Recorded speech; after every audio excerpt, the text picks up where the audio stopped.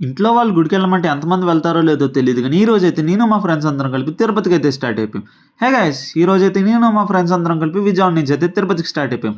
మా కాలేజ్‌కైతే 2 days holidays ఇవ్వడంతో మాకైతే కరెక్ట్‌గా సెట్ అయిపోయింది ఈ ట్రిప్. ట్రైన్ వచ్చే లోపల మా వోడైతే ఇలా పెర్ఫార్మన్స్ ఇచ్చి అందరిని ఎంటర్‌టైన్ చేసాడు. మాదైతే సడెన్ ప్లాన్ అవ్వడంతో మాకైతే టికెట్స్ ఏం దొరక్క మేమైతే జనరల్‌లో ట్రావెల్ చేసాం. జనరల్‌లో ట్రావెల్ చేసామన్న పేరుకి గాని మేమైతే ఒక రో అంతా ఆక్యుపై చేసి మేమే కూర్చున్నాం.